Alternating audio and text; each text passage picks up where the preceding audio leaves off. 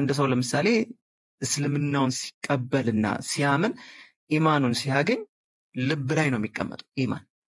አፈላ ተዓቂሉን ሊቀውምን የተፈከሩ አታስተነትኑም? ይሄ እኮ ለሚገነዘቡበት ወይም ደግሞ ለአዋቂዎች ለሚያስተነትኑት ነው ይሄ የሚገባው።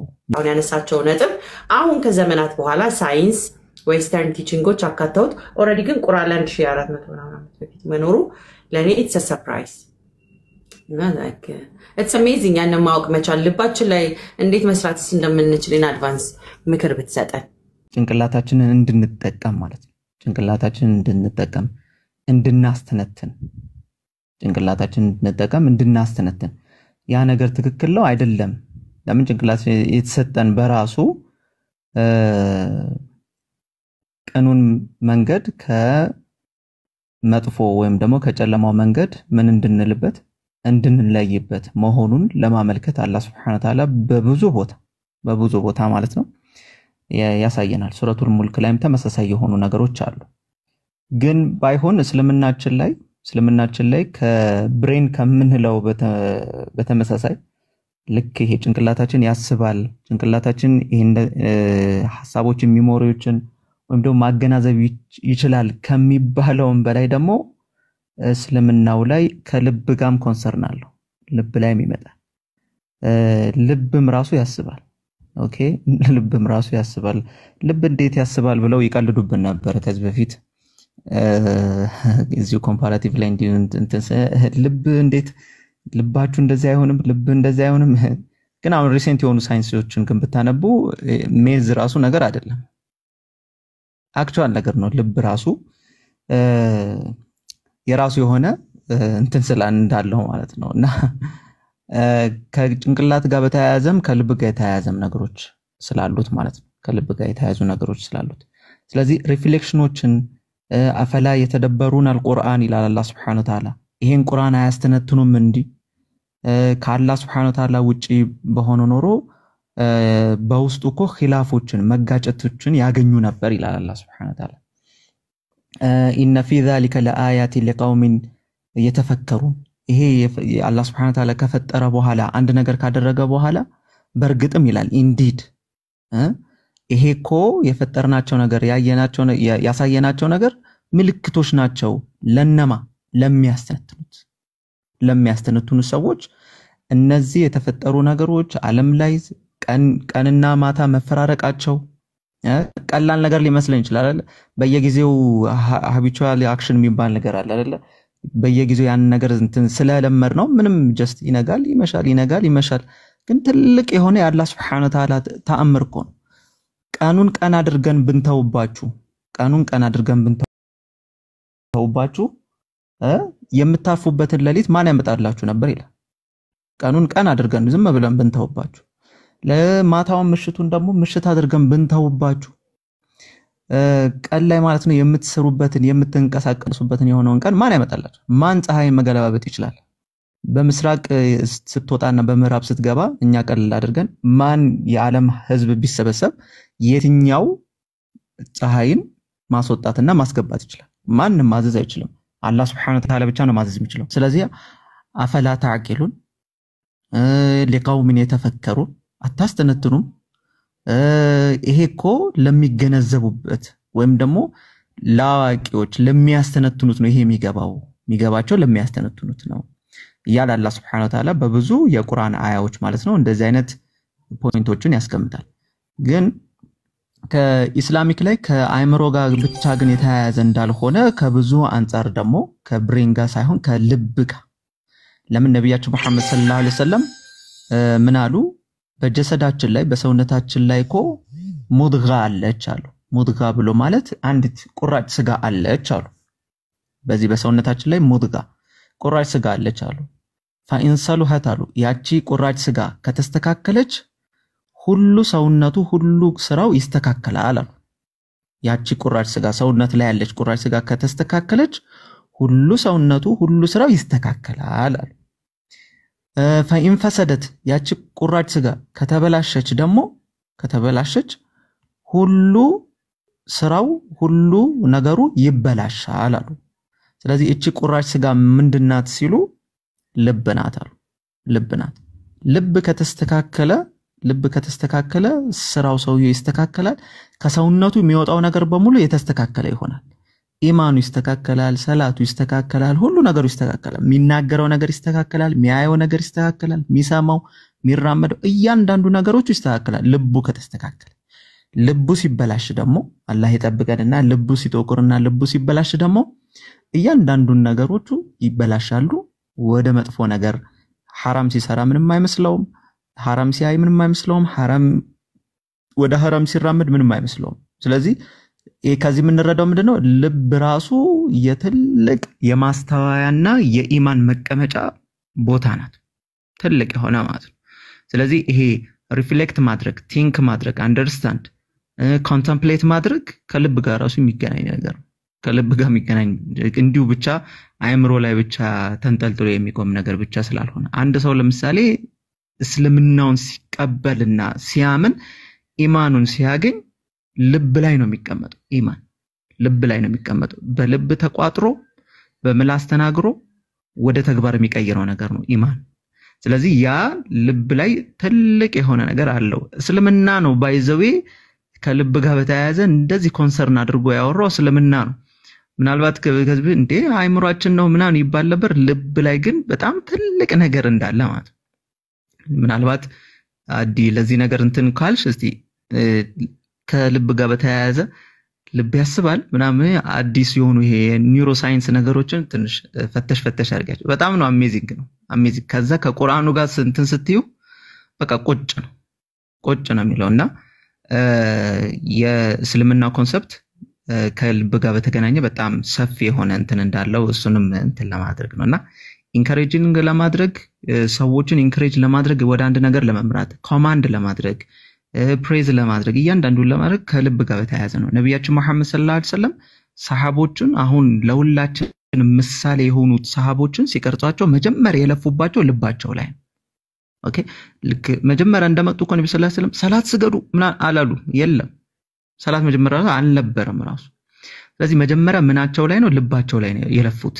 ወደ 10 አመት ወደ 13 አመት እኮ ሰላት ምናምን አልነበረም እኮ የለም ነበር ሰላት የሚባል ነገር።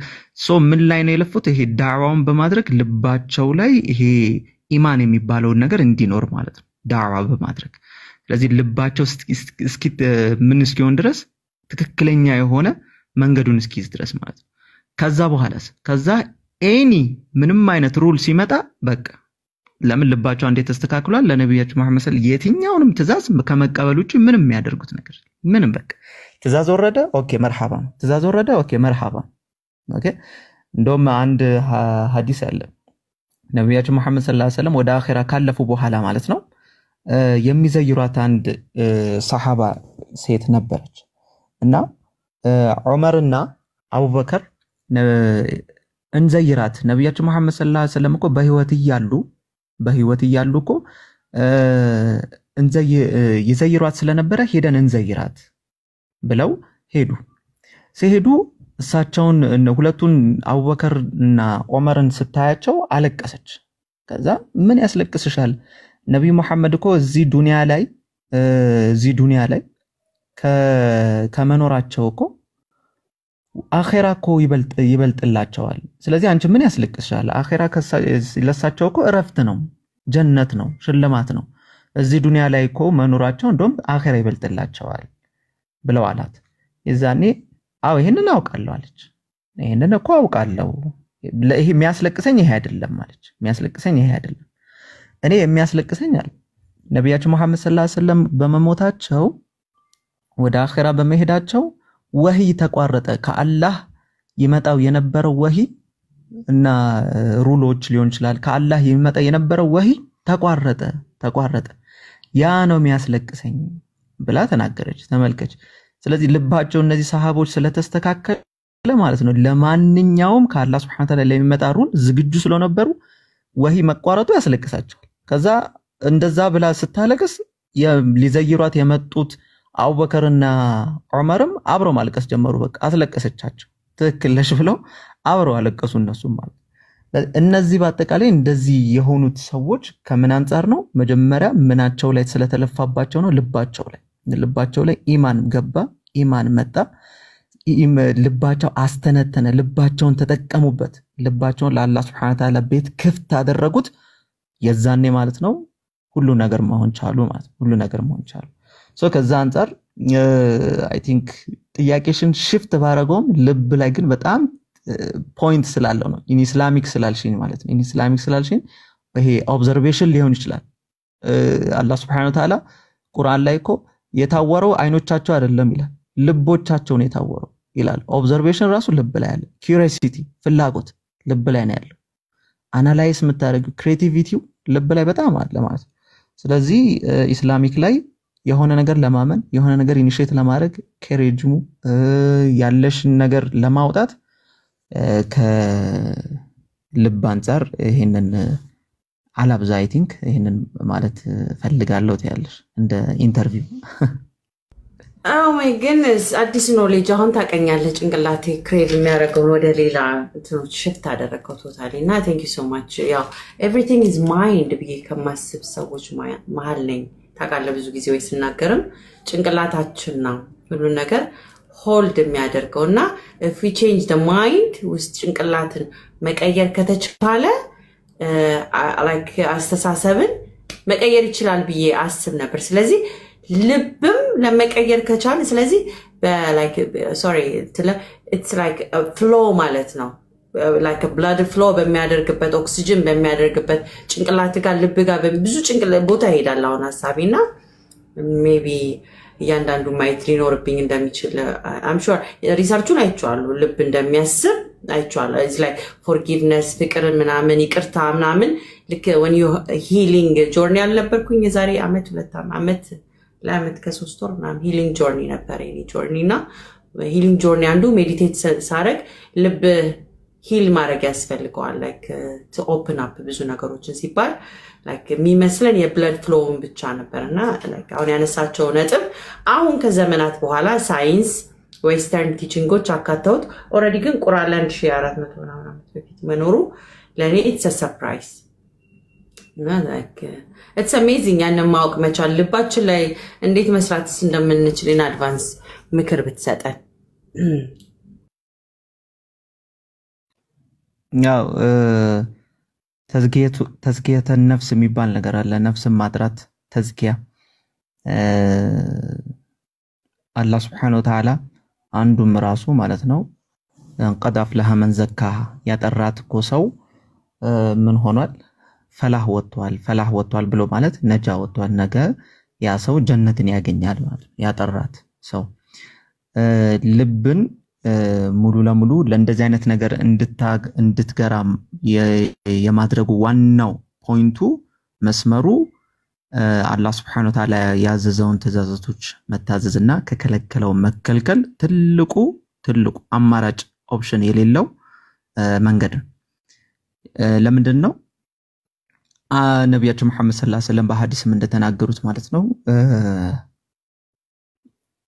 አንድ ሰው ወንጀል ሲሰራ ወይም ደግሞ መጥፎን ነገር ወይም አላህ የከለከለውን حرام የሆነውን ነገር ሲሰራ ልቡ ላይ ጥቁር ነጥብ ይጣልበታል እንደ ዶት ማለት ነው ይሆንበታል አሉ አንድ حرام ነገር ሲሰራ ልቡ ላይ ልክ እንደ ጥቁር ነገር ዶት ይቀመጥበታል አሉ ከዛ አሁንም ሲሰራ እንደዚህ ዶት አሁንም እንደዚህ ጥቁር ነገር ዶት የሆነ ቀስ በቀስ حرامው ሲበዛ ይሄ ዶት የሆነ ልቡን ይሸፍናል አላህ ይጠብቀንና ይሄ ልቡ ይሸፈናል ማለት ነው የዛኔ ሰውየው حرام ቢሰራ ምንም አይመስለው ምንም ቢያደርግ ምንም አይመስለውም ማለት ነው ለምን ልቡ ተሸፍኖበታል ማለት ነው ልቡ ደርቋል ተሸፍኗል ማለት ነው ስለዚህ አንዱ ይሄንን ልብን የማጽዳት ወይም ደግሞ ልብን የማንጻት ትልቁ መፍትሄ አላህ Subhanahu Wa Ta'ala ያዘዘውን መታዘዝ ከከለከለው መከልከል ይሄ ትልቁ ነገር ነው ሁለተኛው ልብን ደግሞ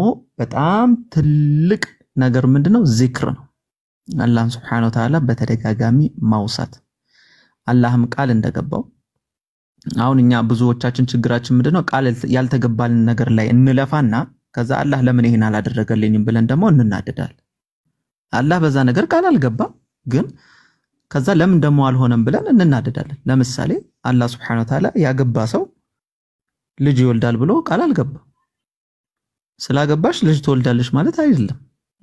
ቃል አልተገባማ በዚህ ነገር ላይ። ቃል ቢገባልን ኖሮ ኦኬ እንዴ ዋይናት ብለን እንናደድ ነበር። ቃል አልተገባም እዚህ ላይ። የነገደ ሰው ያተርፋል የሚል ቃል የለም። ሊከስርም ይችላል። ቃል አልተገባም እዚህ ነገር ላይ። ኦኬ አሁን እኛ ችግራችን ምንድነው? ቃል ያልተገባልን ነገር ላይ ፍላክቹዌት በሚያደርገን ነገር ላይ ኖ ዌይ ለምን ብለን እንታገልና ከዛ በኋላ ሌላ አጀንዳ ውስጥ እንገባለን። ቃል የተገባልን ነገሮች ላይ ግን አሉ። ለምን? ለምሳሌ ቃል የተገቡ ነገሮች ላይ አላህ Subhanahu Wa Ta'ala አላ ቢዚክሪላሂ ተጥማኢነል ቁሉብ ብሏል። እነዛ ያመኑት ሰዎች ዚክር በማድረግ አላህን በማውሳት ልቦቻቸው ይረጋጋሉ። ስለዚህ አላህን በማውሳት ልብ ይረጋጋል። ይሄ ቃል ተገብቷል። ምንድነው ኮንዲሽኑን የተቀመጠው? ማመን ነው። መጀመሪያ የቂን ብሎ ማመን፣ እርግጠኛውን አምነህ ከዛ በኋላ አላህን Subhanahu Wa Ta'ala ካወሳህ አላህን ዚክር ካደረግ ልብ ይረጋጋል። ይሄ ቃል ተገብቷል። ቃል የተገባ ነገር ነው። በእኛ መንገድ ለሚለፉ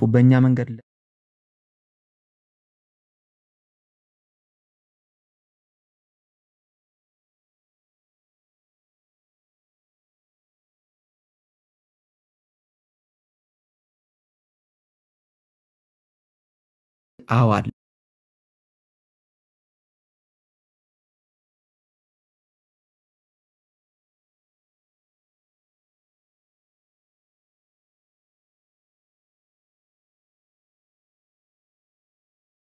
ይሄ ቃል የተገባ ነው። አላህ ቃሉን የማያጥፍ ጌታ ስለሆነ ማለት ነው። ስለዚህ ከኛ የሚጠበቀው ቃል በተገባልን ነገር ላይ መስራት ማለት ነው። ቃል በተገባልን ነገር ላይ መስራት። ለምሳሌ የሁላችንም አይዲያል የሆነ ኑሮዎች አሉ። አይዲያል የምንፈልጋቸው ኑሮዎች። ለምሳሌ ምንም መታመም አንፈልግም። ማንም ሰው መታመም አይፈልግም። መቼስ መታመም አንፈልግም። ሁሌ ወጣት ሆነ እንድንኖር ነው የምንፈልገው። አሁን ይሄ አይዲያል ነገር ነው። ሁሌ ሰው ወጣት ሆኖ መኖር ይፈልጋል። መታመም አይፈልግም። እርጅናን አይፈልግም። ሰው ሁሌ ወጣት ሆኖ እርጅናን አይፈልግም። ሐዘን ጭንቀት አይፈልግም። ሞትን አይፈልግም። የሰው ልጆች አሁን እኛ የምንፈልጋቸው ይሄንን አላህ Subhanahu Wa Ta'ala አሁን የተነጋገረው አሁን ያለውን አለመታመም፣ ወጣት ሁሌ መሆን፣ አለመሞት፣ ጭንቀት፣ ሐዘን አለመኖር፣ ይሄን እያንዳንዱን ነገሮች ደግሞ አላህ Subhanahu Wa Ta'ala ይሄ ኑሮ ያለው ጀነት ላይ እኛ እዚህ ዱንያ ላይ እየፈለግነው እንታገላለን። ማንም ሰው ወጣት ከሆነ ያረጃታል። ነብያችን መሐመድ ሰለላሁ ዐለይሂ ወሰለም ጅብሪል መጣና ወደ እሳቸው ምን አለ? የፈለከውን ያክል ኑር ትሞታለህ አላቸው።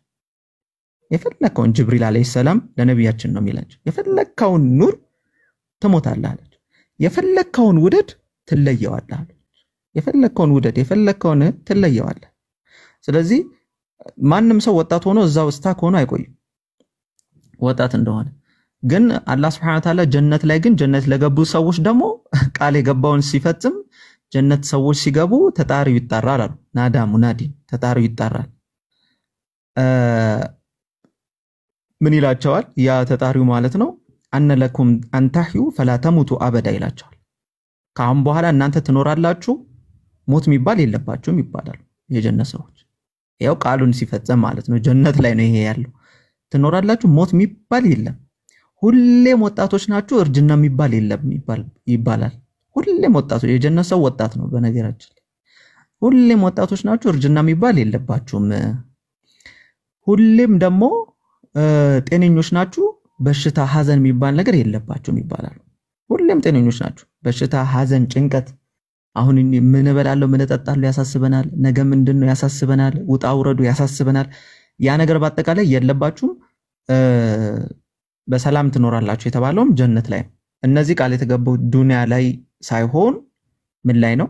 ጀነት ላይ የተገቡ ቃሎች ናቸው። እነሱን ቃል በተገባልን ነገር ላይ መሯሯጥ ያስፈልጋል። ለምን? አላህ Subhanahu Wa Ta'ala ቃል የገባውን የማያጥፍ ስላልሆነ ማለት ነው። ስለዚህ ልቦቻችንን የምናጠራበት መንገድ አንደኛው ከሐራም መራቅ፣ ሁለተኛ ደግሞ ዚክር ማድረግ፣ መዘከር፣ አላህን Subhanahu Wa Ta'ala መዘከር፣ እንዲሁም ሰላዋት ማድረግ። እነዚህ ነገሮች በጣም ትልቅ ልብን የሚያጠሩ ነገሮች ናቸው። ነብያችን መሐመድ ሰለላሁ ዐለይሂ ወሰለም እንደ ዚክር እኮ አላየውም አሉ። ከቀብር ቅጣት የሚያድን ነገር አሉ። ቀብር ላይ በርዘኽ ላይ ቅጣት አለ። ሰው ጥያቄ አለበት። ከዛ ከቀብር ከቅጣትና ከጥያቄው የሚያድነውን ነገር አላየውም እንደ ዚክር ቢሆን እንጂ አሉ። ስለዚህ ብዙ ዚክሮች አሉ፣ ብዙ ወንጀላችንን የሚያስምሩ ቀልባችንን የሚያረጥቡ ሌላ ሌቭል ውስጥ የሚከቱን ማለት ነው።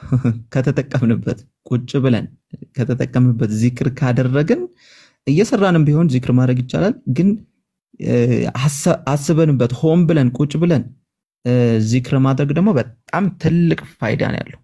በጣም ትልቅ ፋይዳ ነው ያለውና ዚክር ላይ መበርታት ሌላው ቀልባችንን ማለት ነው የሚመልስልና ወደ አላህ Subhanahu Wa Ta'ala መንገድ የሚከትልን ነው። ለምን ዋናው ፖይንት ምንድነው? ኑረል ኢማን ነው። ሰው ኑረል ኢማን ካለው ውስጡ ልቡ ላይ ኑር የሚባለው ኢማን ብርሃን የኢማን ብርሃን ካለው ሌላ ነገሮቹ ለሱ ቀላሎች ናቸው። ቢቸገር ይደሰታል። ለምን ኢማን አለው። እየራበው ይደሰታል። ለምን ኢማን አለው። ብቸኛ የሆነ ይደሰታል። ለምን ኢማን አለው። ውስጡ አላህ እንዳለው ስለሚያውቅ ማለት ነው። ሰው ያገለሉት ይደሰታል። ለምን ውስጡ ኢማን አለ። አብሮት ማን እንዳለ ያውቃል። ኢማን አለው ማለት ነው። እሱ የሚያስበው ውስጡ ማንነው ልቡ ላይ ገዝፎ የተቀመጠው አላህ Subhanahu Wa Ta'ala ነው። የነብዩ መሐመድ ሰለላሁ ዐለይሂ ወሰለም ውዴታ ነው። ትላንትና ሰለላሁ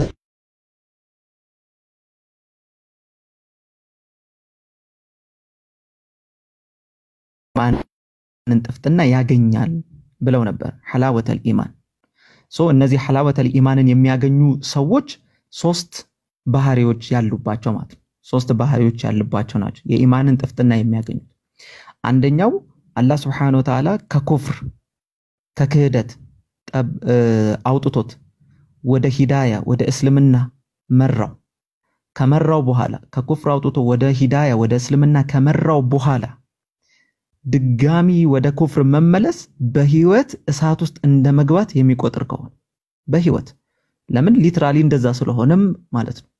ስለዚህ በህይወት እሳት ውስጥ ሰው መግባትን እንዴት ነው የሚሸሸው? እንዴት ነው የሚጣለው? ልክ እንደዛ የሚቆጥር ከሆነ አሉ አንድ። ሁለተኛ ደግሞ የሚወደውም ነገር ለአላህ ነው፣ ሲጠላም ደግሞ ለአላህ ከሆነ አሉ። ሲወድም ለአላህ ነው፣ ሲጠላም ደግሞ ለአላህ ከሆነ አሉ ሁለት።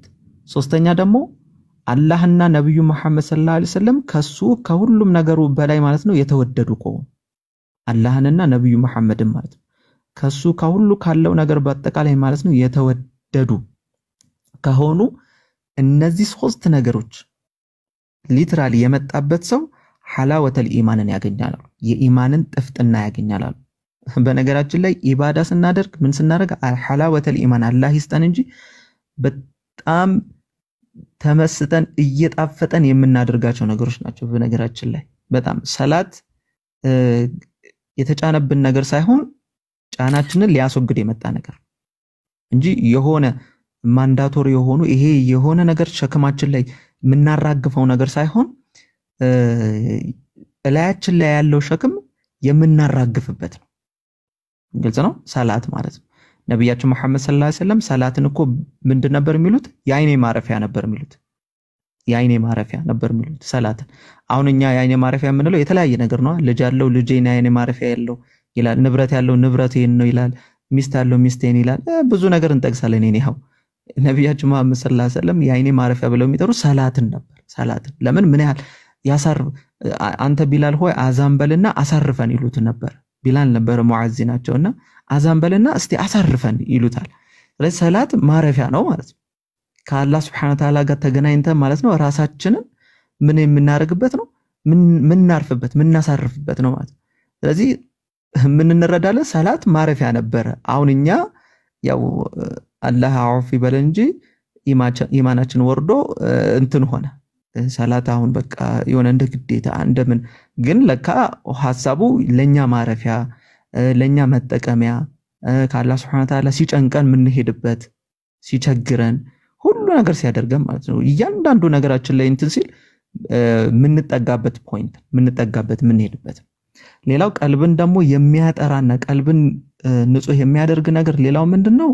ከቁርአን ጋር በጣም መተሳሰር፣ ከቁርአን ጋር በጣም ትስስር፣ ቁርአንን መቅራት ኢቭን ትርጉሙን እንኳን ባንረዳው ራሱ የቻለውን መቅራት የቻለው የምናቃትን አያ መቅራት ግልጽ ነው። ቁርአኑን ራሱ መቅራት በጣም ትልቅ ለውጥ የምናመጣበት ሌላው መንገድ ነው ቁርአን ማለት ነው። ስለዚህ ቁርአን አንዱ በራሱ ምንድነው መድኃኒት ነው። አንዱ ፖይንቱ ራሱ ቁርአን ራሱ መድኃኒትነት አለው ለልብ ማለት ነው። መድኃኒትነት አለው ቁርአንን መቅራት። ይሄ ልብ ላይ ያለውን ነገር ማለት ነው ፈሳድ ቆሻሻ የሚያነሳልን ነገር ነው ቁርአን በራሱ ማለት ነው። ስለዚህ ቁርአን መቅራት በጣም ያስፈልጋል። ቁርአን መቅራት ያስፈልጋል። ቁርአን ስንቀራ ደግሞ የበለጠ ደግሞ የሚሆነው መቼ ነው? እያስተነተን ነው ስንቀራ። ቁርአንን እያስተነተኑ መቅራት ደግሞ በጣም የበለጠ ጥቅም አለው ላይ ቁርአን ከማስተንተን ጋር ማለት ነው። ነብያችን መሐመድ ሰለላሁ ዐለይሂ ወሰለም አንዴ ሰሃባው መጣና ሽበት አወጡ እኮ አላቸው። አረ ሽበት እኮ ወጣቦት ሽበት አወጡ አላቸው። ከዛ ነብያችን መሐመድ ሰለላሁ ዐለይሂ ወሰለም ያሸበቱኝ እኮ የቁርአኑ አያዎች ናቸው አሉ። እነዚህ እነ ሁድ እነ ስለ ቂያማ የሚያወሩ እነ ዋቂያ ስለ ቂያማ የሚያወሩ የቁርአን አያዎች አሉ። እነሱ ናቸው ያሸበቱኝ አሉ። እነሱ ናቸው ያሸበቱኝ አሉ። ያ ማለት ምንድነው? ምን ያህል ቁርአኑ ከባድ እንደሆነ ሽበት አሁን እኛ በዱንያ ስንከስር ወይ ደግሞ የሆነ ነገር ሲገጥመን በዱንያ ጭንቀት ነው ሽበት የምናወጣው እኛ ማለት ወይ ደግሞ በእድሜ ነብያችን መሐመድ ሰለላሁ ዐለይሂ ወሰለም ግን ሽበት እንዲወጣባቸው ያደረገው ነገር ምንድነው? የቁርአኑ አያ ስለ ቂያማ የሚያወራው ክብደቱ ማለት ነው። ያው እኛም አላህ Subhanahu Wa Ta'ala ምን ረዳ ያደርገን እንጂ ክብደቱ እነሱ ናቸው ሽበት እንዲወጣብኝ ያደረጉታል ኢማጂን። ስለዚህ ቁርአንን ከማስተንተን ጋር ምን ማድረግ ማንበብ ያስፈልጋል ቁርአንን ማለት ነው። እየተንተባተብንም ቢሆን ምንም እያደረግን ቢሆን መቅራት። ለምን በሐዲሳቸው ነብያችን መሐመድ ሰለላሁ ዐለይሂ ወሰለም ምን ብለዋል? እየተንተባተበ እየታገለ ቁርአንን አይችለውም ግን እየተንተባተበ እየተቸገረ የሚቀራ ሰው ሁለት አጅር አለው አሉ። ሁለት ነው ምንዳው አሉ። እየተቸገረ ሲሰበርበት እያስተካከለ አሁንም ሲበላሽበት እያቃና የሚቀራ ሰው ማለት ነው። ሁለት ነው አጅሩ አለው። አንደኛው በመቅራቱ፣ ሁለተኛው ደግሞ ጥረት በማድረጉ ማለት ነው። ሁለት አጅር አለው አሉ። ሁለት አጅር አለው። ስለዚህ አልቻለም ብለን ከቁርአንም መራቅም እንደሌለብን የሚያሲዝ የምንችላትን እንኳን ራሱ መቅራት እንዳለብን ማለት ነው። የምንችላትን መቅራት እንዳለብን የሚያሲዝ ነው። ሌላው ከቀልብ ጋር ደግሞ ቀልብን ለማጥራት በጣም ትልቁ ነገር ደግሞ ምንድነው? ዱዓ ነው። ዱዓ ማድረግ ኢስላሚክ በጣም ትልቁ ምሰሶ ነው። አዱዓው ሙኹል ዒባዳ አሉ ነብያችን መሐመድ ሰለላሁ ዐለይሂ ወሰለም። ዱዓ የኢባዳዎች መቅኔ ነው አሉ። መቅኔ አሁን መቅኔ ታውቃላችሁ አይደለ? መቅኔ አሁን ይሄ ቦን ማሮ ነው ምናምን የሚባለው ሳይንሱ ላይ መቅኔ ነው የሚባለው ዋና ነገር ነው።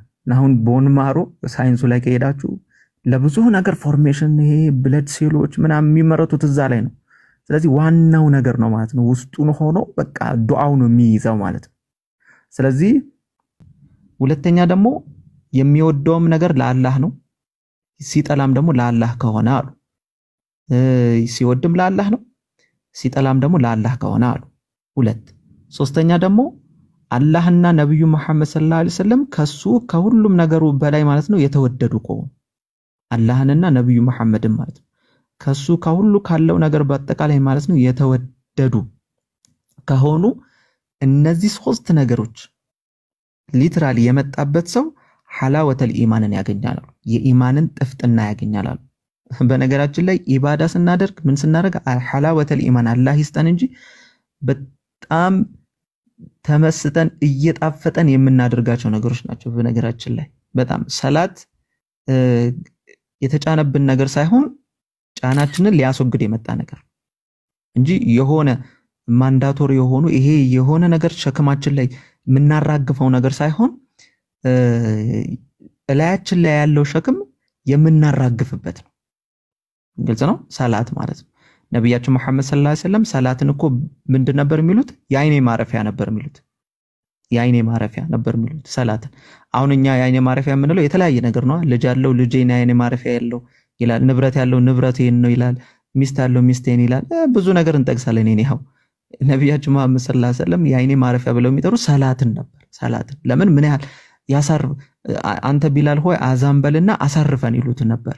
ቢላል ነበር ሙአዚናቸውና አዛን በልና እስቲ አሳርፈን ይሉታል። ስለዚህ ሰላት ማረፊያ ነው ማለት ነው። ከአላህ Subhanahu Wa Ta'ala ጋር ተገናኝተን ማለት ነው ራሳችንን ምን የምናርግበት ነው፣ ምን እናርፍበት፣ ምን እናሳርፍበት ነው ማለት ነው። ስለዚህ ምን እንረዳለን? ሰላት ማረፊያ ነበር። አሁን እኛ ያው አላህ አውፍ ይበል እንጂ ኢማናችን ወርዶ እንትን ሆነ። ሰላት አሁን በቃ የሆነ እንደ ግዴታ እንደምን ግን ለካ ሐሳቡ ለኛ ማረፊያ ለኛ መጠቀሚያ ከአላህ Subhanahu Wa Ta'ala ሲጨንቀን ምን ሄድበት ሲቸግረን ሁሉ ነገር ሲያደርገን ማለት ነው። እያንዳንዱ ነገራችን ላይ እንትን ሲል ምንጠጋበት ፖይንት ምንጠጋበት ምን ሄድበት። ሌላው ቀልብን ደግሞ የሚያጠራና ቀልብን ንጹህ የሚያደርግ ነገር ሌላው ምንድነው? ከቁርአን ጋር በጣም መተሳሰር፣ ከቁርአን ጋር በጣም ትስስር፣ ቁርአንን መቅራት ኢቭን ትርጉሙን እንኳን ባንረዳው ራሱ የቻለውን መቅራት የቻለው የምናቃትን አያ መቅራት ግልጽ ነው። ቁርአኑን ራሱ መቅራት በጣም ትልቅ ለውጥ የምናመጣበት ሌላው መንገድ ነው ቁርአን ማለት ነው። ስለዚህ ቁርአን አንዱ በራሱ ምንድነው መድኃኒት ነው። አንዱ ፖይንቱ ራሱ ቁርአን ራሱ መድኃኒትነት አለው ለልብ ማለት ነው። መድኃኒትነት አለው ቁርአንን መቅራት። ይሄ ልብ ላይ ያለውን ነገር ማለት ነው ፈሳድ ቆሻሻ የሚያነሳልን ነገር ነው ቁርአን በራሱ ማለት ነው። ስለዚህ ቁርአን መቅራት በጣም ያስፈልጋል። ቁርአን መቅራት ያስፈልጋል። ቁርአን ስንቀራ ደግሞ የበለጠ ደግሞ የሚሆነው መቼ ነው? እያስተነተን ነው ስንቀራ። ቁርአንን እያስተነተኑ መቅራት ደግሞ በጣም የበለጠ ጥቅም አለው ላይ ቁርአን ከማስተንተን ጋር ማለት ነው። ነብያችን መሐመድ ሰለላሁ ዐለይሂ ወሰለም አንዴ ሰሃባው መጣና ሽበት አወጡ እኮ አላቸው። አረ ሽበት እኮ ወጣቦት ሽበት አወጡ አላቸው። ከዛ ነብያችን መሐመድ ሰለላሁ ዐለይሂ ወሰለም ያሸበቱኝ እኮ የቁርአኑ አያዎች ናቸው አሉ። እነዚህ እነ ሁድ እነ ስለ ቂያማ የሚያወሩ እነ ዋቂያ ስለ ቂያማ የሚያወሩ የቁርአን አያዎች አሉ። እነሱ ናቸው ያሸበቱኝ አሉ። እነሱ ናቸው ያሸበቱኝ አሉ። ያ ማለት ምንድነው? ምን ያህል ቁርአኑ ከባድ እንደሆነ ሽበት አሁን እኛ በዱንያ ስንከስር ወይ ደግሞ የሆነ ነገር ሲገጥመን በዱንያ ጭንቀት ነው ሽበት የምናወጣው እኛ ማለት ወይ ደግሞ በእድሜ ነብያችን መሐመድ ሰለላሁ ዐለይሂ ወሰለም ግን ሽበት እንዲወጣባቸው ያደረገው ነገር ምንድነው? የቁርአኑ አያ ስለ ቂያማ የሚያወራው ክብደቱ ማለት ነው። ያው እኛም አላህ Subhanahu Wa Ta'ala ምን ረዳ ያደርገን እንጂ ክብደቱ እነሱ ናቸው ሽበት እንዲወጣብኝ ያደረጉታል ኢማጂን። ስለዚህ ቁርአንን ከማስተንተን ጋር ምን ማድረግ ማንበብ ያስፈልጋል ቁርአንን ማለት ነው። እየተንተባተብንም ቢሆን ምንም እያደረግን ቢሆን መቅራት። ለምን በሐዲሳቸው ነብያችን መሐመድ ሰለላሁ ዐለይሂ ወሰለም ምን ብለዋል? እየተንተባተበ እየታገለ ቁርአንን አይችለውም ግን እየተንተባተበ እየተቸገረ የሚቀራ ሰው ሁለት አጅር አለው አሉ። ሁለት ነው ምንዳው አሉ። እየተቸገረ ሲሰበርበት እያስተካከለ አሁንም ሲበላሽበት እያቃና የሚቀራ ሰው ማለት ነው። ሁለት ነው አጅሩ አለው። አንደኛው በመቅራቱ፣ ሁለተኛው ደግሞ ጥረት በማድረጉ ማለት ነው። ሁለት አጅር አለው አሉ። ሁለት አጅር አለው። ስለዚህ አልቻለም እንደዚህ ብለን ከቁርአንም መራቅም እንደሌለብን የሚያሲዝ የምንችላትን እንኳን ራሱ መቅራት እንዳለብን ማለት ነው። የምንችላትን መቅራት እንዳለብን የሚያሲዝ ነው። ሌላው ከቀልብ ጋር ደግሞ ቀልብን ለማጥራት በጣም ትልቁ ነገር ደግሞ ምንድነው? ዱዓ ነው። ዱዓ ማድረግ ኢስላሚክ በጣም ትልቁ ምሰሶ ነው። አዱዓው ሙኹል ዒባዳ አሉ ነብያችን መሐመድ ሰለላሁ ዐለይሂ ወሰለም። ዱዓ የኢባዳዎች መቅኔ ነው አሉ። መቅኔ አሁን መቅኔ ታውቃላችሁ አይደለ? መቅኔ አሁን ይሄ ቦን ማሮ ነው ምናምን የሚባለው ሳይንሱ ላይ መቅኔ ነው የሚባለው ዋና ነገር ነው። አሁን ቦን ማሮ ሳይንሱ ላይ ከሄዳችሁ ለብዙ ነገር ፎርሜሽን ይሄ ብለድ ሴሎች ምናምን የሚመረቱት እዛ ላይ ነው። ስለዚህ ዋናው ነገር ነው ማለት ነው። ውስጡን ሆኖ በቃ ዱዓው ነው የሚይዘው ማለት ነው። ስለዚህ